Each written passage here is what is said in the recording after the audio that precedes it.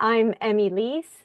Join me for a VCOP 20 on January 25th and 26th. I'll be talking about rewilding in the Highlands, but you've got to pre-register. I look forward to seeing you there.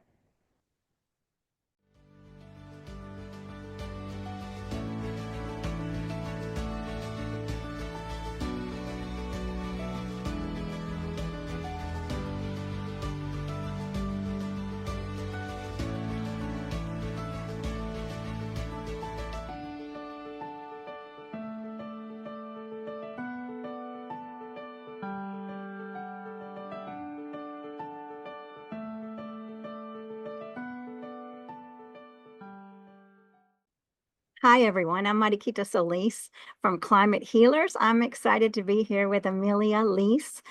She's here to talk about the upcoming VCOP 20. That's coming up the January 25th and 26th. So make sure you pre-register. It's going to be a big event. We're going to be talking a lot about rewilding our planet, how we can be the support for our Mother Earth so that she can come back to life. So thanks for joining me, Emmy. I'm excited that you're here. Where are you joining me from? Hi, Mariquita. Thank you so much for having me. Right now, I'm in London in the UK. Wow. All right. Well, I'm in the Atlanta, Georgia area. And and it's amazing that we are able to talk on Zoom and to talk about such important topics and to come together and make a difference for this planet is wonderful. So you will be talking about rewilding in the Highlands. That's right. That's right. Yeah, and I'm really excited to do that at VCOP 20. So we'll have a little bit of a chat about that. All right. So let's hear a little bit about your vegan journey. Were you raised as a vegan? No, unfortunately not, like many of us. So I became vegan, let's see, in 2013. It's been a while, so I'm really happy I did that. And I mean, I went vegan because I understood, which is unbelievable that it took me till I was in my 40s to understand about dairy. But as I was going through IVF treatment, I realized that here I was um, exercising my human privilege on reproductive matters, and yet cows also give birth, and they have to give birth in order to lactate. And then their babies are taken away. And how could I, sit here and be all privileged and then um, just participate in the doing of unspeakable things in my name just because of cheese and dairy. So that pretty much did it for me. And I pretty much became vegan overnight. Wow, that's wonderful. And I love that awareness. We have people have such different journeys. So I've never heard that one before. So thank you for sharing. Well, it's those moments that of when the light gets through, and you've got to capture that as soon Yeah. when you get that inspiration. It's something important. Yes, I see of it as an awakening. And I mean, there's so many different types of awakening that we're awakening to, but that definitely is one type of awakening to see the bigger picture, to see the connection of all of life, and that a more awakening of compassion and empathy for others. So it's beautiful. I completely agree. And it just absolutely blended with my worldview in any event. So to me, it was more like, why didn't, how did I miss this? So it just absolutely made sense. It made sense to be vegan under every respect. Right. Yeah, definitely. So how does your advocacy or activism, how does that come out? Well, I write a lot. My book has just come out in paperback. I'm just going to get it and just Yeah. do that. My book is called Think Like a Vegan, and the paperback has just come out in the UK last week, and it'll be out in the US on the 1st of April. And so I do a lot of writing. My book, I have a podcast that's also called Think Like a Vegan. And I write for different types of magazines. I have my own Substack, so I have my own writing that I keep on top of. And sort of every day, day to day life, really, um, in talking with people and just, sometimes I think activism can really be um, existing as a vegan in spaces that maybe vegans don't exist, or maybe somebody has never met a vegan person before and they don't really fully understand what it's all about. Um, and I've been fortunate with the book and my writing to be able to go to different events and speak at different events and different vegan festivals and so forth. So I've been really fortunate in that respect. So I've been able to talk to audiences of both vegans and non-vegans because that both of those are really important, I think. Yeah, definitely. We have to interact with people that are on the journey to veganism, whether they know it or not. Yeah, Like everyone's a pre-vegan. Who's right, not already vegan?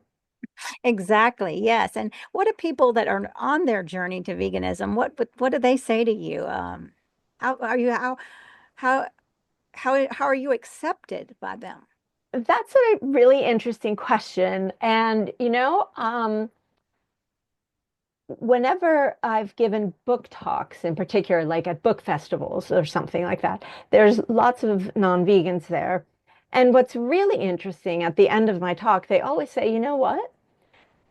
I didn't realize that veganism was more than just food. I didn't realize that it was a whole philosophy and way of life and that it affected so many things. And they also tell me, and I didn't realize land use was that way. And I didn't realize about soya cultivation and so forth. And that to me is really important because you start to see, even though we assume that people know lots of these things, they really don't. And so you've got to be out there, even if you think like, oh, people know this. No, they don't.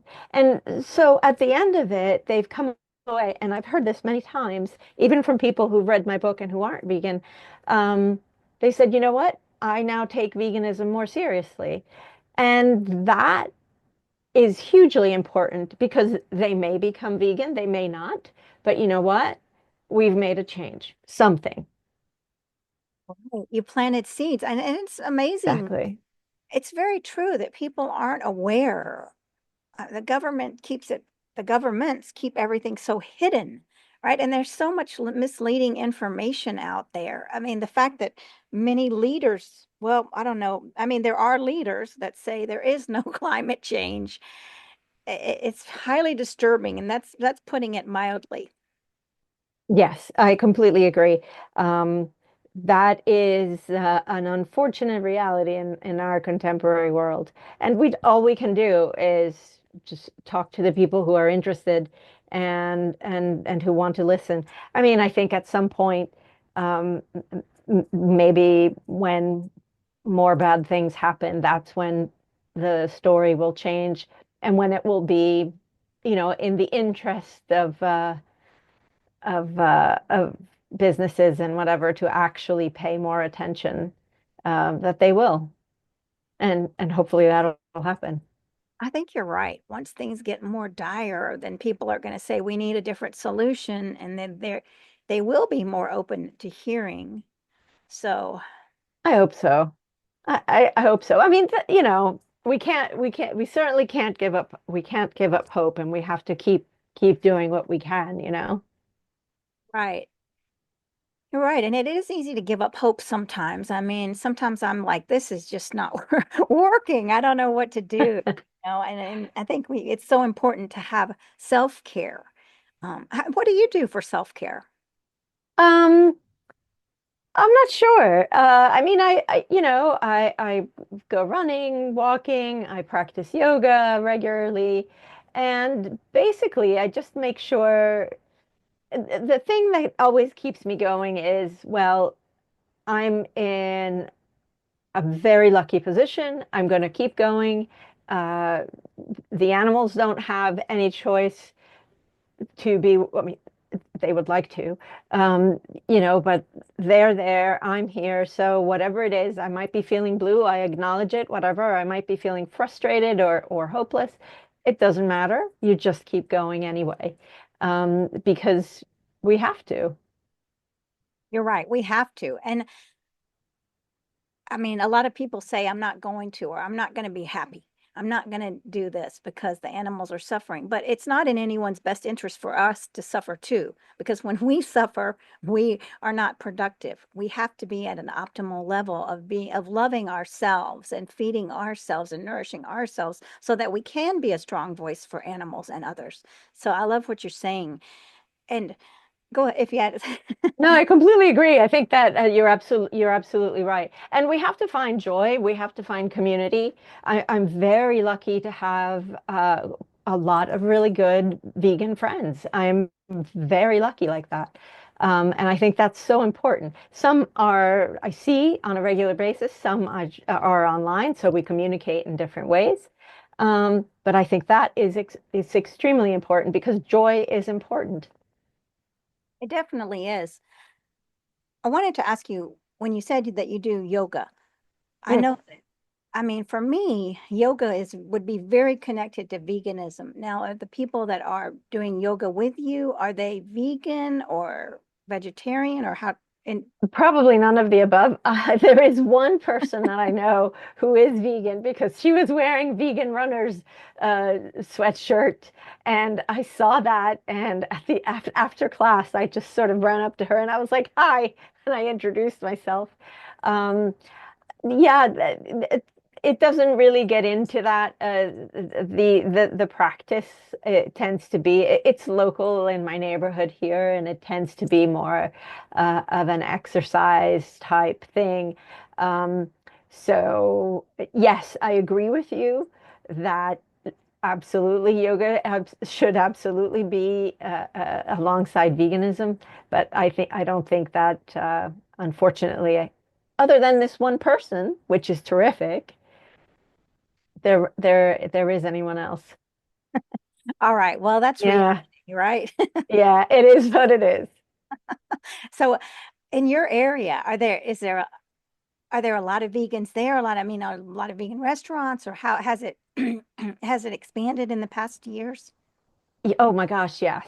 London has an unbelievable number of vegan places, and pretty much there's always, and if it's for whatever reason we're somewhere that's not vegan, which is rare, there will always be vegan options. So in London, that's never really an issue. And also same but with finding clothing and shoes and so forth. We're very lucky on the sort of consumer side. It's absolutely fine.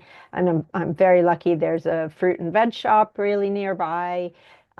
So that's all sorted. Same in the Highlands. We get really good access to good fruits and vegetables, much of which are grown there. And there's also a couple of vegan places near where we live in the Highlands as well. So that's very fortunate. But the scene has really changed since 2013. That's good to know. I love that. And I love this image of the Highlands.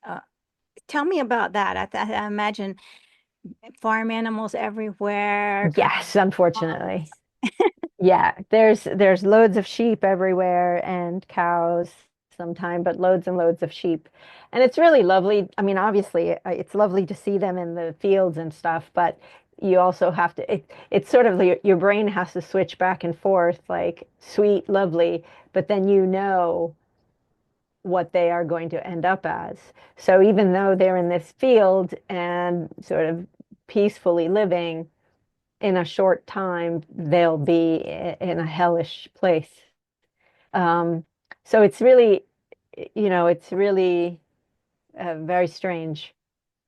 Yeah, it is strange. And when I hear like people saying, oh, but they have this wonderful life, and I think, but I mean, think about the animal, this beautiful animal that's trusting this person, all the faith in this person. I mean, that seems to me just, I mean, equally as horrendous as the factory farm, and the trust element of the emotional element of the animal trusting this person, and to be betrayed in that manner Yeah, is in, totally.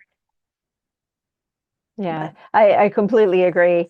I mean, a lot of times, and I think the fundamental thing, and I think about this every time I go running and I go past a number of fields with sheep. I'm always thinking like, it really won't be until we realize that even this scene, even though it's lovely and pastoral and delightful and whatever, literally pastoral, but that it's so lovely, until we all realize that that scene is a horror in itself, just as much as the horrible scenes that we see in from factory farms.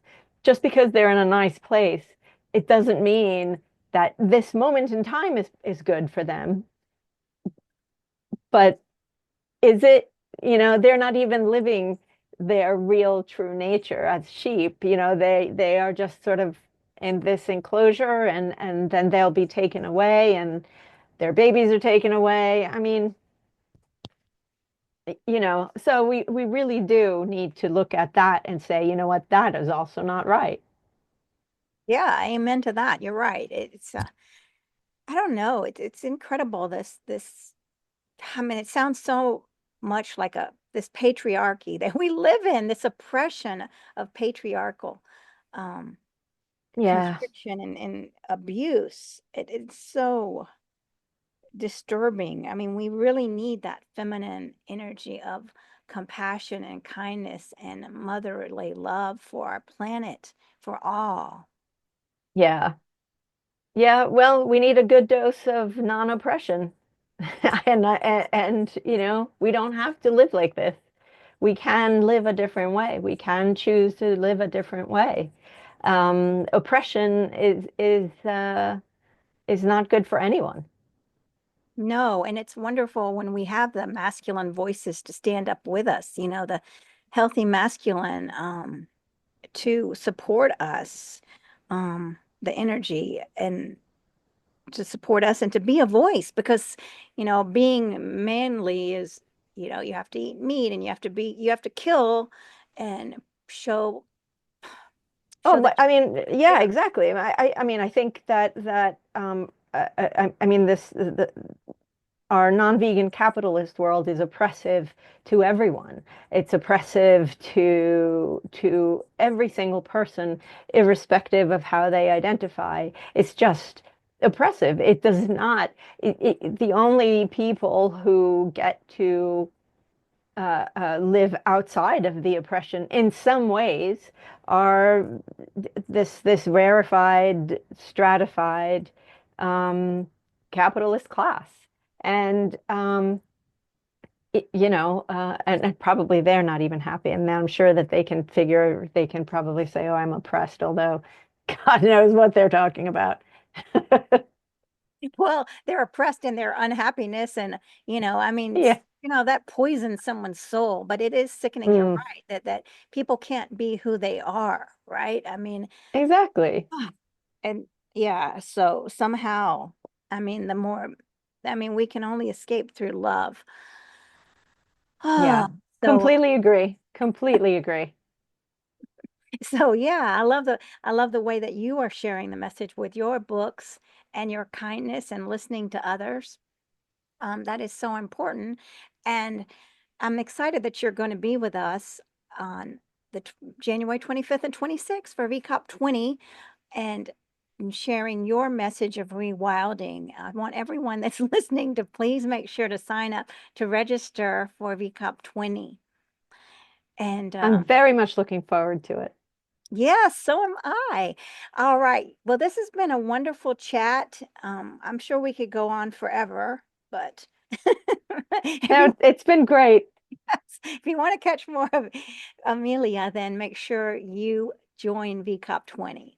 All right. So thank you so much for chatting with me, And Amelia. thank you so much. Bye, everyone.